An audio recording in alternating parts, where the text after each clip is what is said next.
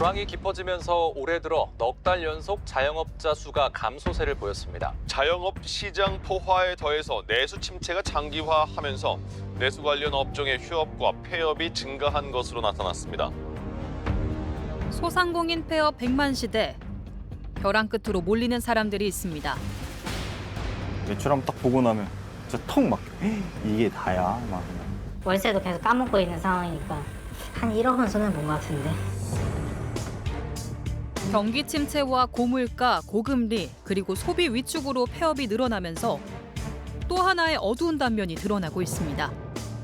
자영업자의 비율이 세계 평균에 비해서 2배에서 3배 정도 더 높고 또 인구가 또 감소하고 있고 여러 가지 복합적인 요인이 되면서 자영업자 폐업률이 높다. 100만 명의 자영업자가 폐업을 하면 그 가구를 3인 내지 4인으로 볼 것 같으면 이제 거의 한 400만 명이 이제 생계에 어려움을 겪는다.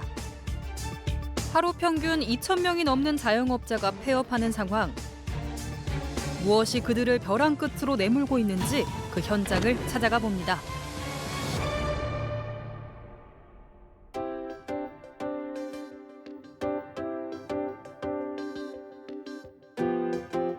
경기도 안산의 대형 베이커리 카페입니다. 이곳에서는 다양한 종류의 빵과 각종 음료를 팔고 있습니다. 자연과 조화를 이루는 카페라는 컨셉으로 식물원까지 조성했는데요. 베이커리 카페 사장 강철순 씨. 강철순 씨는 카페 관리며 크고 작은 보수 공사까지 웬만한 작업은 직접 하고 있습니다. 저뿐만 아니라 모든 소상공인이 다 그러지 않겠어요? 저는 뭐 지게차도 운전하고 용접도 배워서 하고 뭐 전기도 앵간한 건 제가 다 고치고 그러고 있어요. 예. 4년 전 카페를 오픈하면서 강철순 씨의 인생에 많은 변화가 생겼습니다.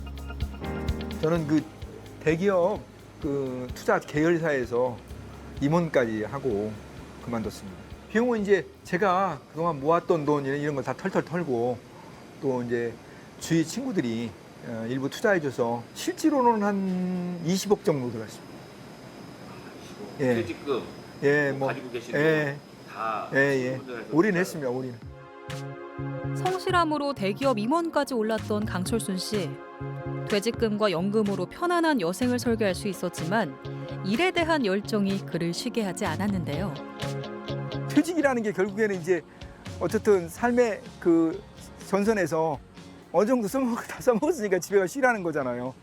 근데 이제 그렇게 났지만 자기가 또 할 수 있는 일을 만드는 것도 그것도 제 인생인가 아닌가 생각해요. 저는 제 인생은 이제 제가 선택하긴 했지만 어쨌든 힘들기는 좀 지나고 있지만 그것도 또 제 삶이다 생각하고.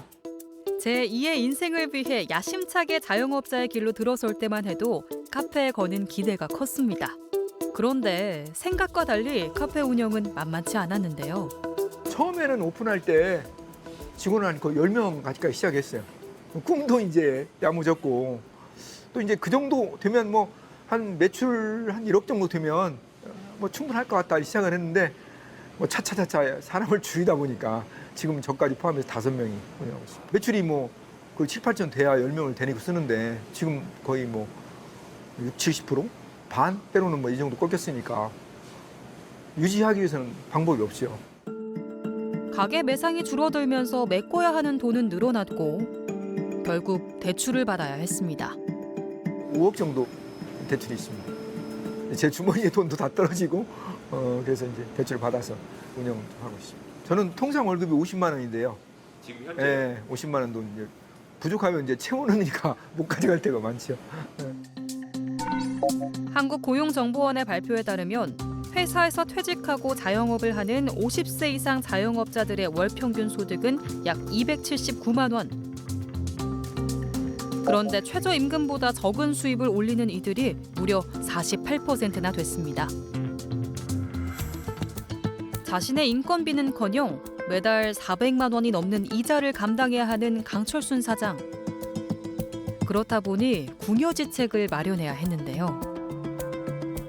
이런 체험학습이나 또 근처에 뭐 농장을 좀 조성해서 브루베리 따기, 뭐 그다음에 고구마 캐기, 뭐 동물들하고 또 이제 동물들이 있으니까 그 동물들하고 이제 시간 보내는 거 이런 것들을 개발해서 부지런히 이제 외부하고 영업 활동을 하고 있습니다.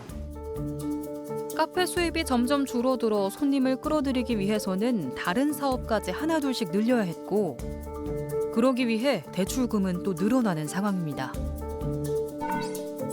한국은행 보고서에 따르면 우리나라 자영업자 비중은 2023년 기준 23.5%로 OECD 38개국 중 7번째로 높은 걸로 나타났습니다. 그렇다면 우리나라의 자영업자 비율이 높은 이유는 뭘까요? 지금 고령화 사회이기 때문에 퇴직하고도 거의 20, 30년 이상 우리가 생명을 유지하게 되고, 생명을 유지한다는 건 생활비가 필요한 거죠. 그래서 이제 재취업을 위한 그러한 자리를 알아보려고 많이 수소문을 하는데, 재취업의 자리가 굉장히 협소하고 여의치가 않죠. 그렇기 때문에 이제 퇴직금 같은 걸 가지고 이제 자영업을 이제 창업을 하는 경우가 많다, 이렇게 볼 수가 있는 거죠. 은퇴를 하고 난 다음에 먹고 살 수 있는 게 충분하지 못합니다. 연금으로는 생계를 유지할 수가 없기 때문에 자영업을 많이 하는 것이고, 퇴직금 한 3억 정도로 치킨집 차리면 먹고 살 것이라고 생각하지만 폐업률이 70%가 넘습니다. 더 나은 미래를 위해 취업 대신 자영업을 선택한 젊은 사장이 있습니다. 골목 상권에서 작은 카페를 운영하고 있는 안민수 씨인데요. 그런데 음료수들로 채워져 있어야 할 냉장고는 비어 있고, 메뉴판에는 주문할 수 없는 메뉴들이 더 많습니다. 이제 가게를 내일 모레 정리를 하다 보니까 발주를 하나도, 그러니까 재고 관리 차원에서 전 재고를 다 털어야 되니까 최대한 발주를 안 한 거죠. 민수 씨는 코로나19 시기에 이 카페를 창업했습니다.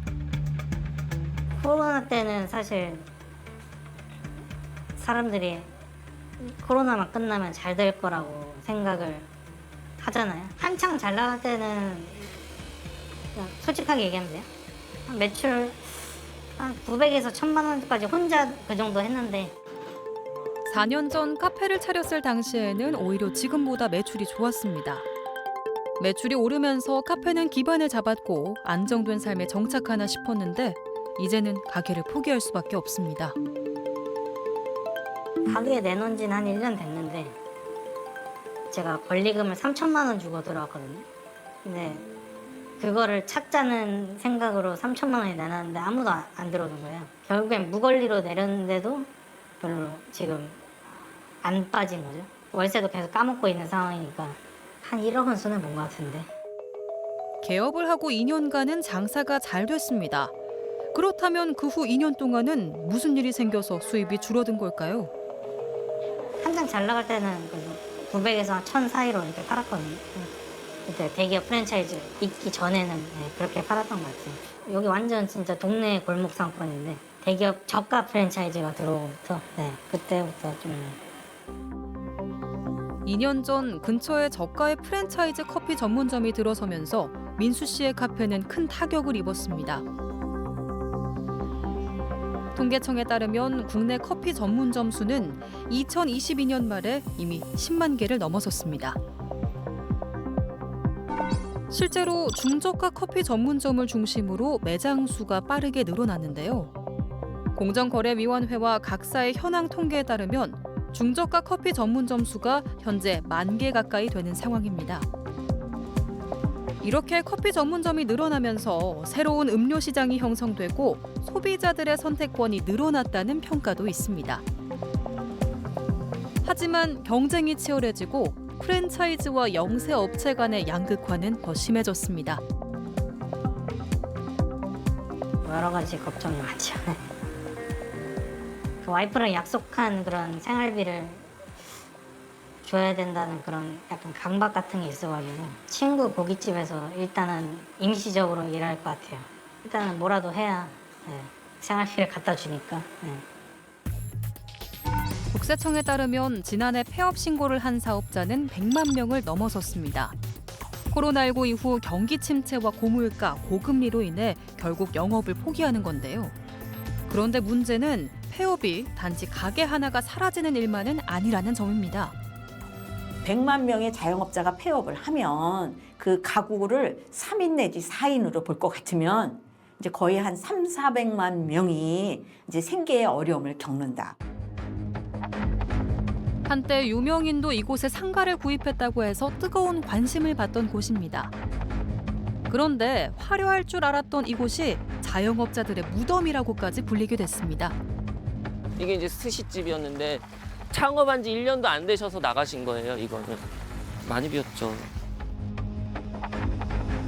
이렇게 방치된 상가가 한두 군데가 아니었습니다. 여기는 꽃가게였어요. 꽃가게인데 꽃가게가 장사가 안 돼서 폐업하고 나가신 지 지금 거진 한 6개월 정도 되신 분들. 16년 전 이곳이 조성됐을 때만 해도 많은 자영업자들이 큰 기대를 품으며 들어왔습니다. 그런데 시간이 흐른 지금 비어있는 상가들로 을신연스럽기까지 합니다. 저기 이제 떡볶이 가게였는데 코로나 때 장사 잘 되셨어요. 근데 그 이후로 장사 안 되셔가지고 빼셨어요. 코로나 때보다 오히려 더 안 돼. 더 안 돼요. 매출이 저도 한 1,000만 원 정도 덜 나오니까. 아, 왜 그래요? 왜 코로나 때부터 오히려 코로나 때는 상가만 힘들었잖아요. 네. 지금은 다 힘들잖아요. 여기 상가 개수가 353개인데 한 80개에서 한 100개 사이가 지금 거진 공실이라고 보면 돼요. 코로나 때 공실이 됐는데 그게 들어오지 않고 계속 유지가 되는, 공실로 유지가 되는 지금 상황이 엄청 길게 되고 있죠, 지금. 한국부동산원에 따르면 고금리가 지속되다 보니 상가 투자 비용의 부담과 투자 수익률의 하락으로 자영업 폐업이 증가하면서 상가 공실률이 증가 추세를 보이고 있습니다. 폐업한 지 한 2년. 상인 회장인 박연호 씨는 이곳에서 카페를 하고 있습니다. 왜냐면 면집이었는데 그런데 현재는 매출이 줄어든 상황입니다. 그 이유는 뭘까요?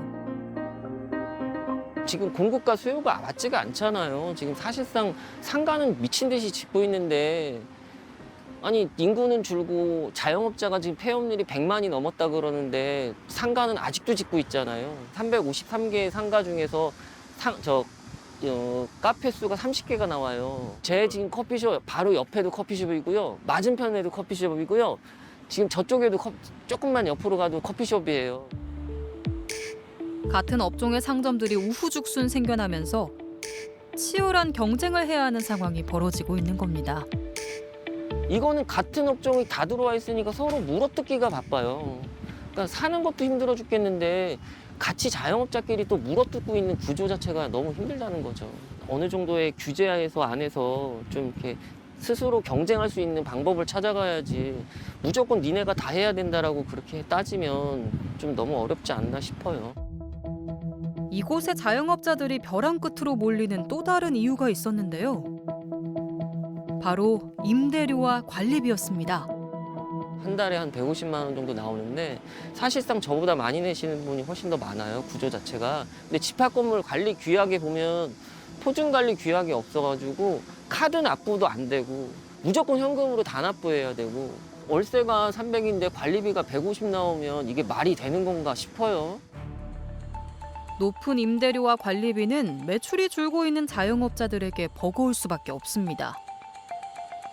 그래서 사실 박연호 씨도 더는 버티지 못하고 8년 동안 해오던 매장을 정리하기로 마음먹었습니다. 하지만 그마저도 만만치 않습니다. 지금 사실 저도 가게를 내놓은 상황이에요. 지금 내놓은 지 한 1년 됐는데 보러 온 사람 한 명도 없어요. 상황이 그렇게 다들 어려운 상황이니까 폐업을 하면 그냥 무조건 손해예요. 왜냐하면 평당 보면 대략 평당 한 300만 원에서 한 400만 원 정도 들어가거든요. 폐업하는데 또 몇천 쓰고 이러면 정말 죽을 맛인 거죠.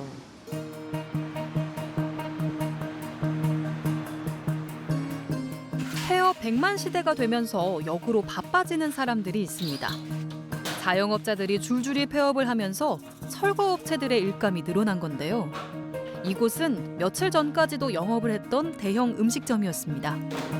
매장은 모아서 이게 좀 분해를 해가지고 그렇게 나와야 돼요. 이게 무게가 한 100kg 넘어요.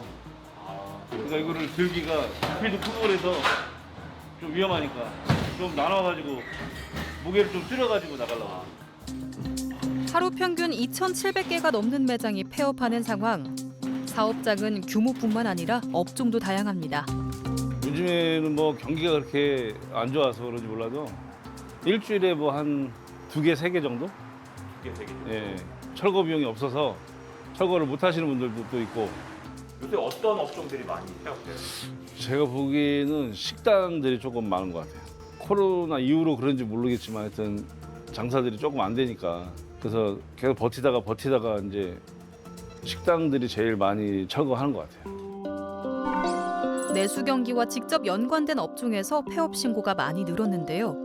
2023년 기준 소매업 폐업 사업자 수는 전체 폐업 자영업자 수 증가율의 2배를 넘었고 다음으로 서비스업, 음식업의 증가폭이 평균보다 큰 편이었습니다. 상황이 이렇다 보니 일감은 늘었지만 마음이 불편할 때가 많다는 사장님. 가게가 잘 돼서 큰 데로 옮겨서 하시는 분들은 그러면 되게 저희도 기분 좋게 하는데 거의 다 이제 장사 안 돼서 나가시는 분들이 많으니까 아무래도 오셔가지고 막 같이 도와주시는 분도 있고 인건비라도 한 명 줄이려고 뭐 그렇게 해가지고 도와주시는 분도 있고 그러니까 대부분 좀 안 돼서 나가시니까 좀 안타깝죠. 인천의 한 배달 전문 음식점입니다. 한창 바빠야 할 점심시간인데요. 가게 안은 조용하다 못해 정막이 흐릅니다. 지금 점심때인데 주문이 없어가지고 주문이 좀 기다리고 있는 거죠. 주문. 많이 되면 그냥 한 4-5개 되고 안 되면은 진짜 2-3개밖에 못 해요. 배달의 민족 주문. 이곳에서는 삼겹살 구이와 냉면, 김치찜을 포장 전문으로 판매하고 있는데요. 사장 박의신 씨는 1년 전 이 가게를 열기 전에 공인중개사로 일했습니다.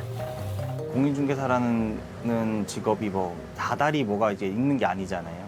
그것도 계약이 없으면은 달에 뭐가 없는 거니까 그래서 이제 좀 고정 수입을 한번 만들어 보자 해가지고 했는데 지금 쉽지 않죠. 계약이 성사돼야 수입이 생기는 공인중개사보다는 고정 수입이 있을 거라 기대하며 시작했던 장사였습니다. 하지만 현실은 바람대로 되지 않았습니다. 한 3달 전 정도에 한 500 정도가 여기 있었어요. 저는 다 체크카드 쓰고 신용카드를 안 써요. 그냥 여기서 다 해결을 해보려고. 원래는 이제 벌고 있다 그러면 500에서 계속 뭐 700 갔다 600 갔다 뭐 800 갔다 뭐 700 갔다 이렇게 해야 될 거 아니에요. 지금은 한 170만 원 돈 남아 있어요. 처음 개업 직후엔 월 4천만 원 정도의 매출을 올렸습니다. 그런데 1년이 지난 지금 매출이 절반 정도로 줄었습니다. 배달 전문점이다 보니 매출에 비해 순수익이 적은 것이 문제였습니다. 근데 저희가 엄청 막 뭐 유명한 집이어가지고 광고를 안 해도 사람들이 찾아오시는 게 아니거든요. 저희가 광고를 해서 우리의 리뷰를 보고 그리고 또 우리 메뉴를 보고 구성을 보고 시키시다 보니 이게 그렇게 쉽지 않죠. 가게 배달 대행료만 해도 한 달에 지금은 한 장사가 안 되다 보니까 한 150만 원 돈 그리고 잘 될 때는 300만 원 돈이 따로 나갔어요. 작은 가게다 보니 고객의 눈에 띄기 위해 광고를 해야 합니다. 가게 월세, 재료비, 공과금까지 제하고 나면 막상 손에 쥐는 돈은 얼마 안 된다는 겁니다. 직원을 고용한다는 것은 감히 생각도 못하고 거의 혼자서 일하다 보니 피로가 쌓일 수밖에 없습니다. 한 금융사의 조사에 따르면 3년 동안 박의신 씨 같은 20, 30대 청년 자영업 폐업자가 증가하고 있습니다. 2021년 1월 폐업자 수는 약 6천 명에서 2024년 8월에는 9천 명으로 증가했습니다. 2023년 9월부터 2024년 8월까지 1년간 창업 대비 폐업률을 조사한 결과 청년 자영업자 창업 대비 폐업률이 가장 높은 업종은 음식점이었습니다. 해당 기간 청년들이 100개의 식당을 열 때 127개의 식당이 문을 닫고 있다는 겁니다. 청년 세대는 특히 창업 초기에 높은 폐업률을 보인다고 하는데요. 이런 현상은 왜 나타나는 걸까요? 아무래도 이 중년층 같은 경우는 오랜 경험을 있으면서 그 비즈니스를 자기가 노하우라든가 잘 아니까 이제 뭐 힘들대로 버티거나 이제 아니면 또 그 네트워크라든가 있으면서 여러 가지 운영이 되고, 근데 청년은 아직까지 홀몸이다 보니까 좀 적성에 맞는 거를 찾아나가는 그런 차원으로 사업을 시도해보다가 뭐 이거 잘 안 맞는다, 또 이거 뭐 별로 전망이 안 좋다라고 하면 뭐 과감하게 새로운 도전으로 이제 이 중노년층에 비해서는 시도를 할 수가 있는 거죠. 경기 불황으로 폐업 100만 시대가 된 지금 박이신 씨 역시 자영업자로서 수많은 난관에 부딪혔지만 포기하지 않은 데는 이유가 있습니다. 가장으로서 지켜야 할 가족이 있기 때문인데요. 되게 심란할 때도 꽤 있어요. 있는데 그래도 그냥 좀 차분하게 한번 또 여기 시기를 또 한번 넘겨보자. 이제 좀 있으면 뭐 지금 이제 민생지원금도 있다 하니 이제 이거를 또 저희는 기다렸거든요. 또 기대를 해봐야죠. 경기 침체와 소비 위축으로 폐업자가 100만 명이 넘어선 지금 이것은 단순히 숫자가 아닙니다. 자영업 생태계가 무너지고 있다는 신호입니다. 벼랑 끝으로 내몰린 자영업자 그리고 그들의 가족까지 생각한다면 이제는 실질적인 대책이 절실하게 필요합니다. 대출을 연장해주고 추가 대출을 알아봐주고 뭐 이런 게 아니라 소비자가 지속적으로 방문할 수 있게 만들어야 되기 때문에 이제 그 자영업자가 경쟁력을 갖게끔 컨설팅하고 교육하고 이런 게 중요하고요. 골목 상권을 지키기 위해서 대기업 프랜차이즈가 들어온 것에 대해서 정부나 구청이라든지 지방자치단체가 좀 해줘서 골목 상권에 있어서 반경만 50m, 100m 이렇게 제한을 좀 두는 것도 좋은 대안이다. 전 국민 고용보험 실업 안전망이라든가 전 국민 이를테면 산재 안전망이라든가 그런 식의 제도에 이런 이제 영세 자영자들도 좀 포괄을 해서 위험했을 때 그 제도 속에서 도움받고 재기할 수 있게끔 하는 것들도 정부가 이제 고용보험에서 산재보험까지 그런 노력을 계속 좀 뿌릴 필요가 있고요.